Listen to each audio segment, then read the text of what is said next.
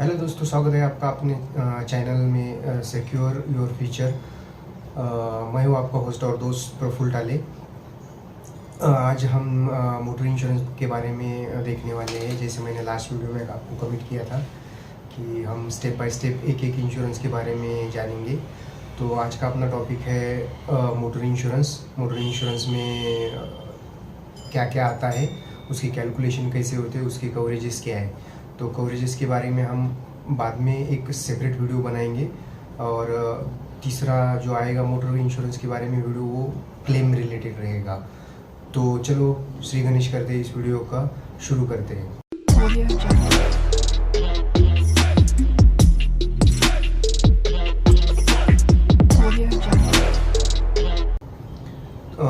Motor insurance ये हमें अब हमारे डेली लाइफ में, डेली रूटीन में हमेशा के लिए चाहिए। आपको पता है कि गवर्नमेंट ने मोटर इंश्योरेंस मैंडेटरी किया है। मोटर इंश्योरेंस में मेनली दो पार्ट आते हैं। सपोज मेरे पास कार है तो दो पार्ट जैसे होते हैं, एक होता है ओन डैमेज, दूसरा होता है थर्ड पार्टी। तो ओन डैमेज को हम शॉर्ट फॉर्म में ओडी बोलते हैं और थर्ड पार्टी को हम शॉर्ट फॉर्म में टीपी बोलते हैं। तो ये आप ध्यान में रखिए दोस्तों, क्योंकि ये आपके व्हीकल के इंश्योरेंस के टाइम पे आपको ये हर बार सुनाई देगा, ओडी और टीपी। तो ओडी मतलब ओन डैमेज, मैं मेरी गाड़ी का जो डैमेज होगा उसका इंश्योरेंस है। और थर्ड पार्टी जो गवर्नमेंट ने डिसाइड किया है सर्टन अमाउंट, जो गाड़ी के क्यूबिक कैपेसिटी के हिसाब से, मतलब सीसी के हिसाब से वो चार्ज होता है, वो फिक्स होता है। उसमें कोई डिस्काउंट वगैरह वो नहीं हो सकता। तो वो मैंडेटरीली उसमें ऐड रहता है।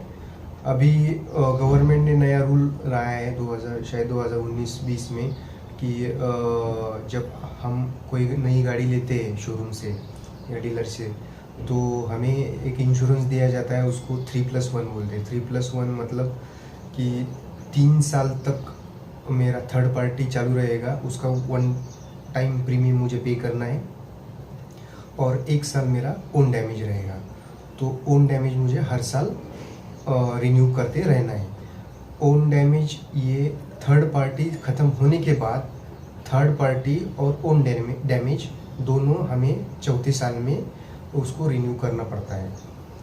तो अभी जो आए कन्फ्यूजन लोगों का ऐसा होता है कि मेरा थर्ड पार्टी चालू है तो मुझे ओन डैमेज करने की ज़रूरत नहीं है। तो ऐसा नहीं है दोस्तों, वो गलत है। आप फिर आपकी गाड़ी का कोई इंश्योरेंस नहीं रहेगा। आपसे किसी का कोई नुकसान होता है, आगे वाली गाड़ी का, या किसी की जीवित हानि होती है आपकी गाड़ी से, वही कवर सिर्फ 3 साल तक चालू रहता है, उसे हम थर्ड पार्टी बोलते हैं। और उसका रिज़ल्ट वो कोर्ट में डिसाइड होता है। कोर्ट जो सामने वाले की जितने भी लाइबिलिटी रहेगी, उसका एज, उसका इनकम, मंथली इनकम कितना था, वो और कितने सालों तक जॉब कर सकता था, उसके हिसाब से वो लाइबिलिटी डिसाइड होता है। और वो बहुत कॉस्टली होता है। इसलिए मेरी विनती है सबसे कि आप अपनी मोटर व्हीकल का, आपके बाइक का, आपके कार का, आपके ट्रक का, आपके पास जो भी व्हीकल रहेगा उसका आप मिनिमम थर्ड पार्टी इंश्योरेंस तो भी रखिए।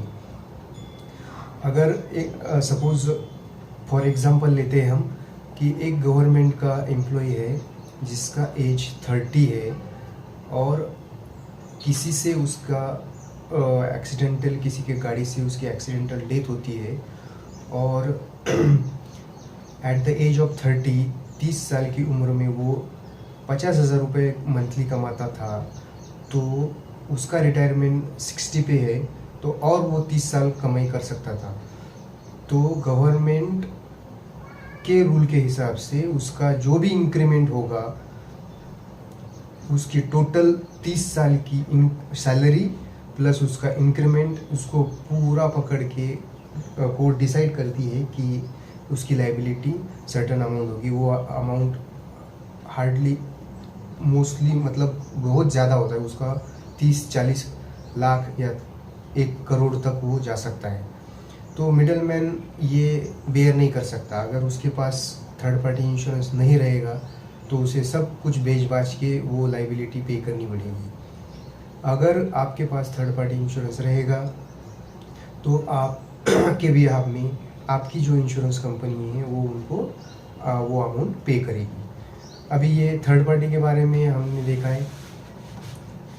दूसरी बात होती है ओन डैमेज। अब दूसरा जो पार्ट है वो मेन पार्ट सब है इंश्योरेंस, मोटर इंश्योरेंस में ओन डैमेज। मेरी गाड़ी है, मेरा गाड़ी का नुकसान होगा तो मैं कैसे रिपेयर करूँगा, पे करूँगा। तो अगर आपके पास ओन डैमेज का इंश्योरेंस है, मतलब वो थर्ड पार्टी और ओन डैमेज साथ में ही आते। ओन डैमेज सेपरेटली कोई देता नहीं, वो सिर्फ शोरूम गाड़ी के लिए 3 साल तक ही मिलता है। उसके बाद आपको कॉम्प्रिहेंसिव इंश्योरेंस मतलब थर्ड पार्टी और ओन डैमेज दोनों साथ में निकालने पड़ते हैं। अभी ओडी में क्या होता है कि मैंने गाड़ी लिया है 5 लाख का शोरूम से। शोरूम में जब ये इंश्योरेंस बनता है तो नई गाड़ी का 5% डिप्रिसिएशन वही लगता है इंश्योरेंस में। तो ओन डैमेज में हमने शोरूम से गाड़ी खरीदी 5 लाख फॉर एग्जांपल उसका वैल्यू है। तो इंश्योरेंस की लैंग्वेज में उसको आईडीवी बोलते हैं। आईडीवी शॉर्ट फॉर्म है इंश्योरेंस डिक्लेयर वैल्यू। तो शोरूम अगर इनवॉइस 5 लाख का है तो इंश्योरेंस की वैल्यू 5 लाख पर 5% डिप्रिसिएट होके मतलब कम होके उसका इंश्योरेंस बनता है। कोई इंश्योरेंस कंपनी इनवॉइस के वैल्यू पे इंश्योरेंस नहीं बनाती है। तो ये बात आप ध्यान में रखिए। 5 लाख की गाड़ी है, अभी मुझे प्रीमियम उसका देखना है कि प्रीमियम कैसा आएगा। शोरूम गाड़ी है, आईआरडी इंश्योरेंस रेगुलेटरी अथॉरिटी जो है हमारी, जो सब इंश्योरेंस को कंट्रोल करती है, तो उन्होंने एक रेट डिसाइड दिया है करके 3.191 ये रेट होता है। मतलब मेरे गाड़ी की प्राइस जो आपको वो कैलकुलेशन स्क्रीन पे दिख जाएगा, मेरे गाड़ी की प्राइस इनटू वो जो रेट डिसाइड करके दिया है आईआरडीए ने वो 3.191। तो जो भी प्रीमियम आएगा, सपोज हमने 4 लाख का इंश्योरेंस पकड़ा है और उस इनटू 3.191% तो प्रीमियम आता है अगर 4 लाख के लिए 12,764। अभी ये जो कैलकुलेशन मैं आपको डिस्प्ले पे दिखाई देगा वो रिन्यूअल पॉलिसी का कैलकुलेशन है। रिन्यूअल में अगर मैंने कोई क्लेम नहीं किया है, अभी इसमें ओन डैमेज में और एक पार्ट आता है नो क्लेम बोनस बोल के, जो आपको हर बार पूछा जाएगा कि सर आपके गाड़ी का कोई क्लेम हुआ है या नहीं हुआ है रिन्यूअल के टाइम पे। तो नो क्लेम बोनस वो होता है जो वो फिक्स करके दिया है आईआरडी ने। अगर मैं शोरूम से मेरी गाड़ी लेता हूँ तो नो क्लेम बोनस 0 रहेगा। अगले साल मैं रिन्यू करता हूँ तो वो 20% रहेगा। अगर उस 20% के ईयर में मैंने कोई क्लेम नहीं किया, एक्सीडेंटल क्लेम नहीं लिया है, तो मेरा अगले साल 35 नो क्लेम बोनस मिलेगा। उस 35 की पॉलिसी में अगर मैंने कोई क्लेम नहीं किया तो वो 45 होगा, और 45 के इस पॉलिसी में क्लेम नहीं किया तो वो 50 होगा, और 50 में फ्रीज हो जाएगा, 50 के आगे नहीं जाएगा। अगर 50 पे मैंने क्लेम किया तो वापस से वो 0 हो जाएगा। नो क्लेम बोनस ये इंश्योर्ड का होता है, व्हीकल का नहीं। तो जो इंश्योर्ड होता है, इंश्योर्ड ने अच्छी गाड़ी चलाई, कोई क्लेम नहीं किया, तो वो इंश्योरेंस कंपनी उसको वो स्लैब के हिसाब से डिस्काउंट देती है। मतलब ये कमर्शियल डिस्काउंट के अलावा ये एक डिस्काउंट होता है, इसे नो क्लेम बोनस बोलते हैं। एनसीबी शॉर्ट फॉर्म में इसको एनसीबी बोलते हैं। अभी हमने ये कैलकुलेशन में एनसीबी लिया है। शोरूम गाड़ी था, शोरूम गाड़ी के अगले साल का हमने एक इंश्योरेंस देख रहे हैं। नो क्लेम बोनस 20% लिया है। इंश्योर ने कोई क्लेम नहीं किया एक्सीडेंटल, इसलिए उसको 20% नो क्लेम बोनस दिया है। तो वो 20% 12,764 में से माइनस होगा, तो अपना प्रीमियम आता है 10,211। और कमर्शियल डिस्काउंट यहाँ पे इस गाड़ी को दिया है 60%। अभी ये डिस्काउंट, कमर्शियल डिस्काउंट क्या होता है कि इंश्योरेंस कंपनी में एक अंडरराइटिंग डिपार्टमेंट होता है जो अंडरराइट करते हैं हमें कौन सा मॉडल करना है नहीं करना है, पेट्रोल में करना है, डीजल में करना है, डीजल में नहीं करना है, वेरियस क्राइटेरियाज होते हैं। तो उस हिसाब से ये कमर्शियल डिस्काउंट उसमें आता है।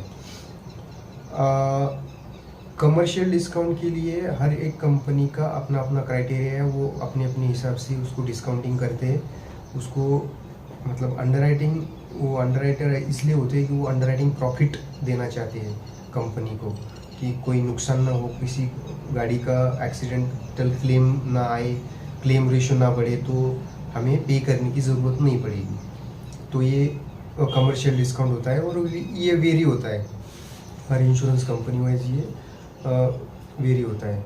अभी यहाँ पे हमने Hyundai का i20 मॉडल लिया था 2019 का, उसको 60% कमर्शियल डिस्काउंट दिया है। कहीं कहीं 70 हो सकता है, कहीं 30 हो सकता है, कहीं कोई करेगा ही नहीं। उनके पास अगर ज़्यादा लॉस रेशो रहेगा तो वो करेंगे भी नहीं। अभी ये 60% डिस्काउंट उसमें से माइनस होगा 10,211 में से, तो प्रीमियम आता है 4,084 रुपीज़। उसमें बेसिक थर्ड पार्टी रहेगा जो गवर्नमेंट ने डिसाइड करके दिया है 3,214 रुपये। और हमने ओनर कवर लिया है, उसमें जो ओनर है वही ड्राइवर है, तो उसका 15 लाख का कवर होता है, उसके 330 रुपये। 5 पैसेंजर बैठेंगे इंक्लूडिंग ड्राइवर, उसके 250 रुपये, 50-50 रुपये के हिसाब से वो 250 रुपये होते हैं। और एक पेड ड्राइवर लिया है 50 रुपीज़। अभी कैसा होता है कि मुझे कहीं दूर जाना है तो मैं क्या करता हूँ, एक ड्राइवर हायर कर लेता हूँ जो पेड ड्राइवर है, तो उसका इंश्योरेंस भी यहाँ पे 1 लाख रुपए का रहेगा।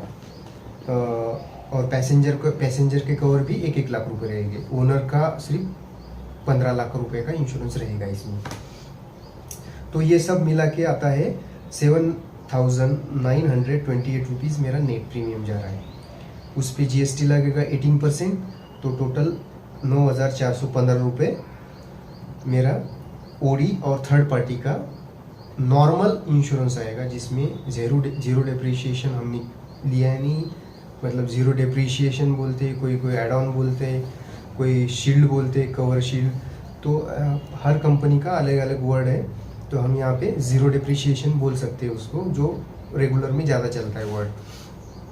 अभी ये जीरो डिप्रिशिएशन के लिए हम एक अलग से वीडियो बनाने वाले हैं, क्योंकि ये भी थोड़ा वास्ट सब्जेक्ट है।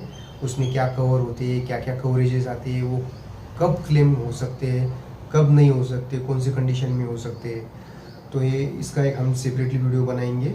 अभी हम सिर्फ जीरो डिप्रिशिएशन का प्रीमियम ऐड करके हमारा टोटल प्रीमियम आ रहा है 12,483 रुपीज़। तो ऐसे कैलकुलेशन होता है। दोस्तों आपको ये जानकारी अच्छी लगी होगी, आपके लिए इंफॉर्मेटिव होगी और आपके डेली लाइफ में इसका कोई उपयोग होगा। So stay tune with us, like and subscribe, channel को सब्सक्राइब करें, बेल आइकन को प्रेस करें, जो आपके लिए हर नए वीडियो का नोटिफिकेशन आता रहे। Thank you for watching till the end, stay tune, bye bye.